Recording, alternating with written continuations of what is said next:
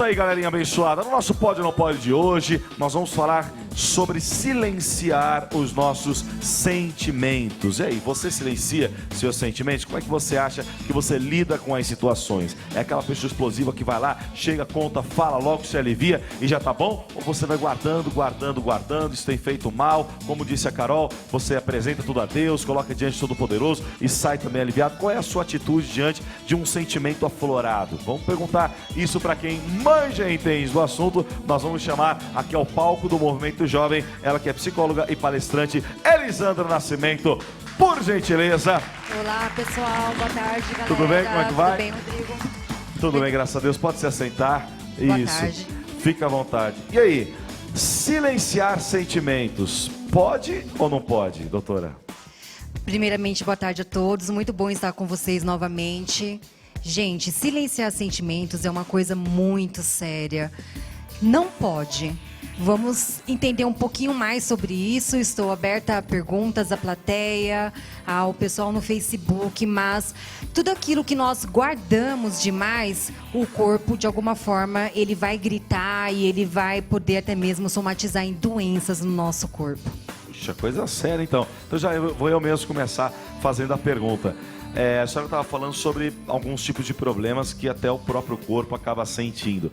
Essa pessoa que tem esse tipo de problema e está vendo que está afetando a sua própria saúde, seja esta emocional ou a saúde física mesmo, e ela sabe que é esse caso que estamos dando porque guarda muito, silencia muito seus sentimentos.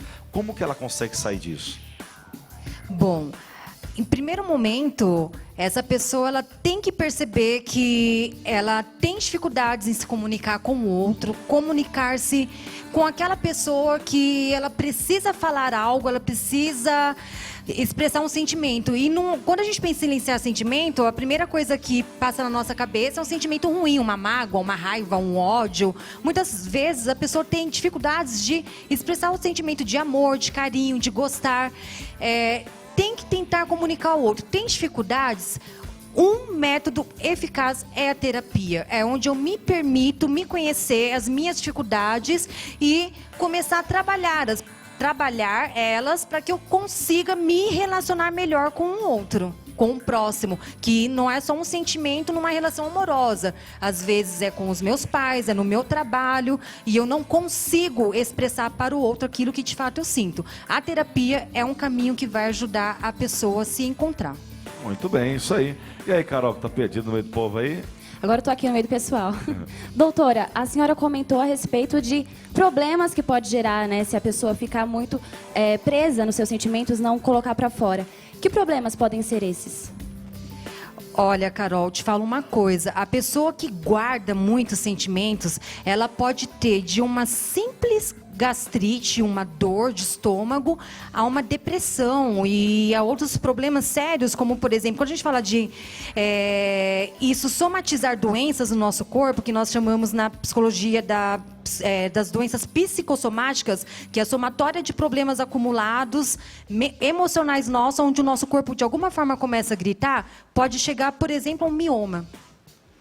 E onde vai ter que levar essa pessoa a uma cirurgia, como outros problemas, onde quando as nossas emoções não estão aguentando, nós não estamos dando conta daquilo, isso vai explodir de alguma forma no nosso corpo, que é uma forma de falar para o indivíduo, para. Você precisa de ajuda. É realmente sério. Realmente sério. Uma outra pergunta, doutora. A pessoa que hoje ela guarda muito o que ela sente, ela silencia, tem alguma coisa que está atrelada a um trauma infantil, alguma coisa que ela passou no passado, ou uma situação que traumatizou ela, nem que seja recente? Quais são os principais fatores que levam a pessoa a guardar seus próprios sentimentos? Ela foi muito coibida a não falar, a esconder? Como que ela chegou a esse ponto? Bom, Gabriel, até corrigindo, desculpa, te chamei de Rodrigo no início. Não ouvi, tudo bem. Sim, nós somos, a gente costuma dizer como psicólogos, nós somos produto do meio. Né? Qual é a minha história de vida? E é interessante porque desde pequenos nós somos obrigados, forjados a burlar nossos sentimentos, a não expressar sentimentos. Exemplo, o menino caiu, a mãe, cala a boca. Você é homem, você não pode chorar. Ó, estou reprimindo um sentimento dele, uma dor dele naquele momento. A menina, ela é rejeitada por um menino. A mãe fala, quem mandou? Ele é homem, você é menina, você não deve agir como ele. Nós somos reprimidos desde a infância em muitos sentimentos. Nós vamos trabalhar numa empresa. Olha, não fala isso para ele é o teu chefe, ele pode te mandar embora. E vamos reprimindo sentimentos. E é muito sério. Eu mesma, como psicóloga, já peguei no meu consultório uma pessoa em depressão porque estava passando com problemas com a chefe na empresa. Uma pessoa de status, que tem um bom emprego, um bom cargo, e estava totalmente deprimida, porque se sentia proibida de ser ela mesma naquele ambiente. Puxa, coisa séria, hein, gente? É isso aí. E aí, Carol, tem pergunta aí? Bom, a minha pergunta agora, na verdade, não sei o que eu vou fazer, né? A Bal tem uma pergunta para fazer para a senhora, e eu vou passar para ela agora. Boa tarde. Boa tarde. Como eu posso ajudar alguém que tem dificuldade de se expressar? Que tem dificuldades Expressar. de se expressar? Isso. Então, é teu nome mesmo? Paulinha? Paulinha, essa pessoa que tem dificuldade de se expressar, a gente precisa entender. É um pouco difícil a gente dar uma fórmula. Porque quando a gente pensa da forma terapêutica, dizendo, precisa entender qual a história da vida dessa pessoa que fez ela paralisar. Por que eu tenho dificuldade de me expressar? O que será que aconteceu na minha vida que eu me senti proibida de existir? Né? Quando a gente fala em silenciar sentimentos, estamos falando de pessoas que às vezes ela se anula como pessoa, né? Ela se sente proibida, ela se sente inferior, ela se sente que não tem direitos. Então é só mesmo acompanhando essa pessoa para entender por que ela tem dificuldade de se expressar, para que assim eu possa ajudá-la melhor. A terapia é um caminho muito importante nesse caso. Muito bem. Doutora, estávamos falando a respeito de alguns tipos de problemas, até de saúde, gerados por silenciar o sentimento. Quais outros tipos de problemas, como os problemas sociais que a pessoa pode acabar tendo, ou outras dificuldades que ela vai enfrentar, muitas vezes até no mercado de trabalho, justamente por ela ser uma pessoa que se expressa muito pouco? Vou dar um exemplo hoje até da nossa educação. A educação do nosso país. A senhora falou que a criança muitas vezes é reprimida até pelos pais e tudo mais. Na escola não é muito diferente, né? A criança pergunta, olha, eu queria saber tal coisa, como é que faz tal conta, tal coisa. Isso aí você aprendeu ano que vem só, isso aí não é para agora. Isso daí, fica quieto que isso não vai cair na prova, ou isso não é para você saber nesse momento. E aquela criança, ela vai sendo reprimida. Esse tipo de atitude que a gente vê, infelizmente, não estou generalizando, mas é uma situação que é como se fosse um meio que padrão da nossa educação, pelo menos dos primeiros ensinos, primeiros anos de ensino na vida da criança, que acabam reprimindo aquela criança que é mais criativa, que ela quer saber mais, ela é mais proativa e ela gostaria de ter mais informações, mas porque ela não passou daquele semestre ainda, não chegou naquela matéria ainda, a professora não pode explicar e ela acaba ficando, retendo algum certo conhecimento. Isso leva para a fase adulta, isso acaba trazendo algum tipo de problema psicológico, social, ou até, como eu falei, em relação à profissão dela futuramente, não? Sim, Gabriel, totalmente, porque é interessante você falar, mas é uma questão realmente psicossocial e educativa. Nós somos educados a nos calar. Quando você fala sobre o nosso país, olha a reprodução do que nós somos. Nós vemos e nos calamos e chegamos à conclusão de que é assim mesmo, por exemplo, tudo termina em pizza. Então, nós somos reprimidos e isso acaba sendo, infelizmente, educacional. E esse jovem, essa criança, esse adolescente que vai sendo reprimido, ele vai ser o funcionário reprimido lá na frente, ele vai ser a pessoa que não acredita que ele pode ser capaz de ser tal profissional, de ter tal faculdade, ou até mesmo, às vezes, até de liderar uma família. Porque eu vi que meu pai reprimia, minha mãe reprimia meus irmãos, eu acho também que eu não posso fazer. Nós, infelizmente, somos produto do meio, conforme eu falei anteriormente. Mas nós podemos mexer nisso. Nós podemos mexer nisso. Isso é importante, você descobrir quais são suas reais necessidades e começar a aprender a se comunicar. Muito bem, é isso aí. Bom, mais uma vez nós fomos às ruas e perguntamos se esse povo que está aí andando, trabalhando e fazendo tantas coisas estão guardando e silenciando os seus sentimentos. O povo falou e a gente vai conferir. Você é uma pessoa que silencia os seus sentimentos, que esconde, ou uma pessoa que demonstra os seus sentimentos? Demonstro. E de que forma? Demonstro de forma imediata, geralmente. Sou conhecido na família como Chorão. Vocês se consideram uma pessoa que silencia o seu sentimento ou que você demonstra o seu sentimento? Depende do que você considera demonstrar o sentimento, mas eu acredito que eu demonstro bastante meu sentimento. Acho também que eu demonstro bastante meu sentimento. Acho que o diálogo é algo essencial para você fazer isso, porque se a pessoa não souber o que você está sentindo, aí é uma relação muito complicada, né? E você, nesse ato de demonstrar o sentimento, você demonstra de forma imediata ou você é aquela pessoa que reprime o seu sentimento? Eu acredito que tem que ser na hora, assim, tem que ser muito verdadeiro e instantâneo, porque isso vai acabar virando uma coisa muito maior. Então, se você é sincero no momento que está acontecendo algo, não dá tempo de criar aquele momento, vou pensar, o que será que está acontecendo, e ficar pensando o que a outra pessoa está pensando. Você pode perguntar, o que você está pensando? Eu acho que justamente essa questão do sentimento é exatamente uma troca e uma confiança. Então, você guardar o sentimento, ele acaba se tornando alguma coisa que ele não era inicialmente, você fica remoendo ele. Então, você precisar externalizar ele de maneira sincera, assim que você sente, é muito importante para ter o equilíbrio de uma relação. Você se considera uma pessoa que silencia os seus sentimentos ou que demonstra os seus sentimentos? Depende de qual sentimento. Assim, em relação à raiva, eu sou bem silencio, não gosto. Em relação ao amor, cara, aí é diferente, né? Você se considera uma pessoa que silencia, que esconde os seus sentimentos ou uma pessoa que demonstra os seus sentimentos de forma imediata? Não demonstro. E por que você não demonstra? Não sei, tem pessoas e pessoas, né? A gente tem medo de demonstrar nossos sentimentos, como que a gente gosta muito de uma pessoa e a gente tem medo de não ser recíproco, né? Por isso que eu escondo, na verdade. E se você pudesse fazer uma pergunta para um especialista sobre esse tema, qual pergunta você faria? Por que a gente tem tanto medo dessa reciprocidade? Muito bem. Uau! Vamos começar respondendo essa pergunta então. Por que a gente teme tanto a falta de reciprocidade? Você demonstra, só que também não é correspondido, já abriu o coração, e aí? É interessante isso que ela perguntou, porque é justamente o medo de não ser aceito, né?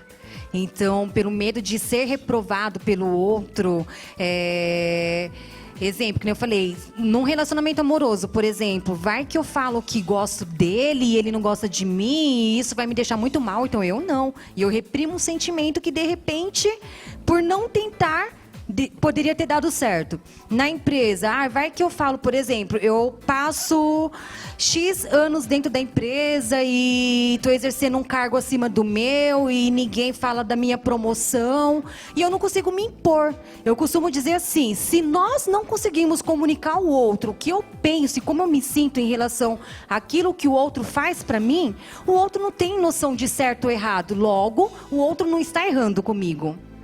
Isso é muito sério. Se eu não consigo comunicar os meus sentimentos para quem eu tenho algum problema relacional, esse outro não tem culpa sobre isso.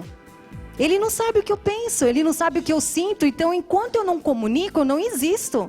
O outro, logo, está certo sobre aquilo que está fazendo comigo. Nós precisamos tomar posse da nossa vida, da nossa existência. Se nós não respeitarmos ou aprendemos a respeitar as nossas necessidades pessoais, os nossos sentimentos, aquilo que a gente acredita, não tem como o outro fazer isso por nós. Muito bem, é isso aí. Carol? E, doutora, e quando a pessoa aceita tudo para poder agradar o outro, não expressa a sua opinião, para poder deixar o outro feliz, isso é um problema? Sim, Carol, um grande problema que entra dentro daquilo que eu acabei de falar. Você está anulando a tua existência. Olha que triste. E quantas pessoas, por exemplo, em relacionamentos, têm anulado a sua existência? O outro me faz mal e eu não consigo comunicar isso a ele. Logo, ele é senhor sobre a minha vida. Olha que sério, ainda mais para nós que somos cristãos, né? Como eu deixo outra pessoa me dominar? Precisamos falar dos nossos sentimentos. E é até interessante, aproveitando que nós somos um auditório de um programa cristão, se a gente for olhar até biblicamente falando, há uma passagem na Bíblia que fala assim, irai-vos e não pequeis, não deixai o sol se pôr sobre a sua ira. Ou seja, vamos usar uma interpretação sobre isso, o próprio Deus permite a gente sentir. Sintam. Não peque, mas sintam, não deixe o sol se pôr sobre a sua ira, sobre aquele peso, sobre aquela falta de existência. Eu sinto isso, eu preciso disso e não consigo me comunicar. É um problema. Muito bem, é isso aí. Nós falamos no início dessa entrevista que muita dessa falta de expor e expressar os sentimentos acabam gerando alguns problemas físicos também. Nós estamos com um médico, com um link com a Jéssica, e ela vai conversar com ele e falar um pouquinho mais sobre esses tipos de problemas que podem ser gerados no nosso próprio corpo. Pode soltar a vinheta.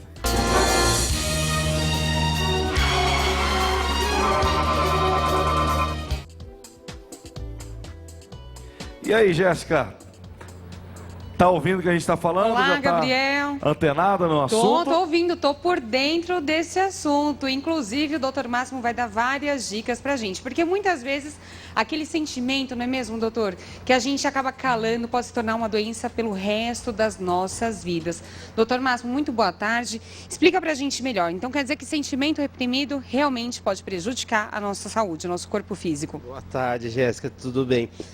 Com certeza, esse sentimento, quando não é bem trabalhado, gera angústia, gera ansiedade, gera depressão, pode gerar uma série de doenças. E é importante a gente trabalhar isso. Desde a década de 70 existe um conceito chamado metacognição, que a gente consegue prestar atenção nos pensamentos e organizar eles melhores, lidar com eles de uma forma melhor. Tem várias técnicas, várias formas da gente ter auxílio para conseguir isso, não é coisa fácil.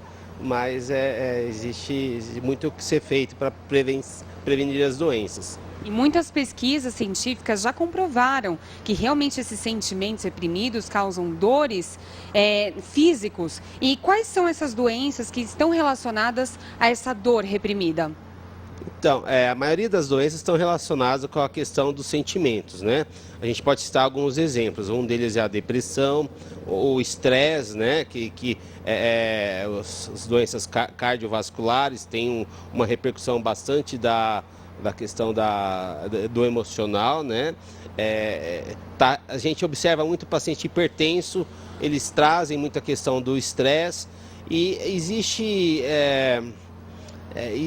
várias formas da gente lidar com isso, né? Existem pesquisas também que mostram que o estresse sozinho ele não aumenta a mortalidade, né? Tem uma pesquisa muito grande nos Estados Unidos, eles acompanharam 30 mil pessoas durante 8 anos e fizeram pergunta: quanto que você teve de estresse ao longo do último ano?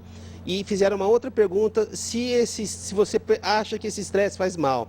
E a resposta foi os resultados foram muito interessantes, né?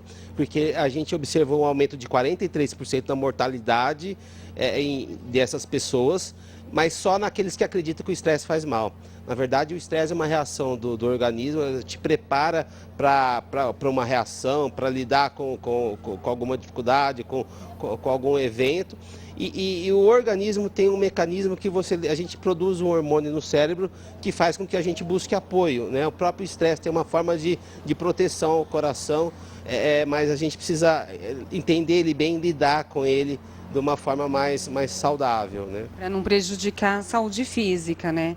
E doutor, é fácil identificar à primeira vista uma vítima que está sofrendo com isso? Depende muito do relacionamento médico-paciente, né? A gente precisa conversar com a pessoa, precisa ter um vínculo e conquistar a confiança da pessoa, né? As pessoas trazem essas dificuldades, né? Muitas vezes as pessoas chegam: olha, doutor, eu estou angustiado, eu não estou me sentindo bem.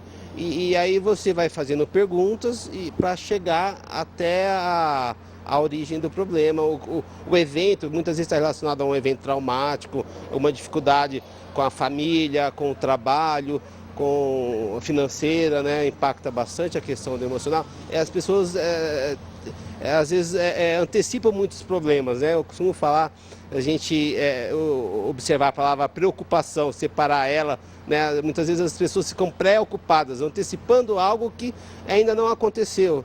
E isso a gente precisa respirar fundo, pensar em Deus, muitas vezes ajuda bastante. No programa anterior eu conversei um pouquinho, tem várias formas da gente lidar com o estresse, desde a atividade física até técnicas de relaxamento, de meditação, música, beber água é um calmante natural, ajuda a gente a se acalmar, né? E conversar com uma pessoa de confiança, um familiar, um terapeuta, um coach, Isso muitas vezes ajuda a gente a lidar com a situação de uma forma mais objetiva e mais saudável. Com certeza, muito obrigada, doutor. E é isso, Gabriel, a gente sabe que, independente da situação, se você está com dúvida, tem que procurar um especialista, um profissional na área da saúde, até porque esse sentimento reprimido tem um preço e pode custar bem caro. Voltamos com você. É isso aí, Jéssica, muito obrigado. Doutora, a respeito do que o médico falou, toda essa situação, né, de gerar esse tipo de problemas e tudo mais, ele disse que precisa ter uma relação entre o médico e o paciente para se detectar que esse tipo de problema está sendo gerado por algo emocional, por algo que a pessoa está passando e vivendo. Esse paciente, quando chega lá, só que ele não se abre. Ele já não sabe com ninguém. E o problema da doença é justamente por isso. Como é que faz para o médico detectar realmente a real causa? Olha, Gabriel, isso que ele falou é muito real, né? Eu ouvindo aqui e vendo, remeteu um caso mesmo que eu atendi clinicamente de uma paciente que, mediante um momento difícil da vida dela, começou a adoecer, começou com uma dor no corpo, que parecia ser uma febre, que depois parecia ser uma sinusite, que depois parecia ser uma rinite, que depois parecia ser uns calafrios pelo corpo todo, suspeitando se está com algum dengue ou algo parecido, e vai no médico, tira a chapa do pulmão, tá bem, faz sobre a chapa da sinusite, tá bem, passa um remédio para dor de garganta, passa um remédio para gripe e nada sara. Até que em um dos médicos ela consegue se abrir, porque então ela só falava do sintoma. Sintoma por sintoma, o médico realmente não tem essa relação que ele estava descrevendo, que é uma relação terapêutica, né? Onde eu consigo me abrir. Aonde ela falando, olha, doutora, eu estou assim há um mês e já passei por isso, aquilo outro, e não fico bem. Aí essa médica teve essa empatia de perguntar para ela se estava acontecendo alguma coisa diferente. Ali ela se abre falando que passou por um processo na empresa difícil, que ela não estava dando conta. Aí onde essa médica fala, vai procurar algo que te faz bem, que nele deu algumas sugestões. Vai fazer uma atividade física, vai andar, vai caminhar, vai desabafar com um amigo, né? Não tem condições de ir a uma terapia? Vai fazer algo que te faz bem. Te faz bem tomar um sorvete? Faz algo por você. Senão você vai precisar passar num psicólogo, porque você está somatizando doenças no seu corpo. Vê a gravidade do calar. Né? Ela estava calando há um mês problemas que estavam acontecendo na empresa, que ela não sabia o que fazer, porque era justamente a relação funcionário-chefe.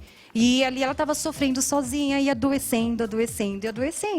A partir do momento que ela se identificou, foi a busca terapêutica, automaticamente ela começou a ficar bem. Muito bem, é isso aí. Devemos sim buscar esse auxílio, essa ajuda para não passar por nenhum tipo de situação parecida. Doutora, muito obrigado pela sua participação, pela sua presença. Como é que a gente faz para entrar em contato contigo? Bom, aí fica meus contatos pelo WhatsApp DDD 11, o telefone 9 51 58 12 89. Também nas redes sociais vocês podem me achar no Instagram, coloca tudo junto, psicóloga Elisandra com Z Nascimento, ou também nas redes sociais Facebook, joga lá Elisandra Nascimento, coloca psicóloga que vocês vão me encontrar. Estou à disposição, havendo alguma dúvida, alguma outra pergunta, podem me chamar no WhatsApp, pode me chamar nas minhas redes sociais que eu vou responder. Ok, mais uma vez obrigado. E é isso aí, galera. Entende como é que funciona? Nós devemos expressar sim, até como a Carol falou lá no início. Se você tem dificuldade para fazer isso com alguém, faça isso com Deus. Já experimentou? Já experimentou você colocar toda essa ira, colocar toda essa mágoa, essa tristeza, ou aquela atitude que você não achou muito legal daquela pessoa que tomou contigo, e você colocar tudo diante de Deus? É isso que nós devemos fazer, lançando sobre Ele toda a vossa ansiedade, porque Ele tem cuidado de vós. É o que diz a palavra de Deus. Ele sempre está cuidando de você, sempre te abençoando e sempre fazendo você uma pessoa melhor. Confie no nome do Senhor. Deposite a sua esperança e confiança nele e seja grandemente abençoado em nome de Jesus. E é isso aí.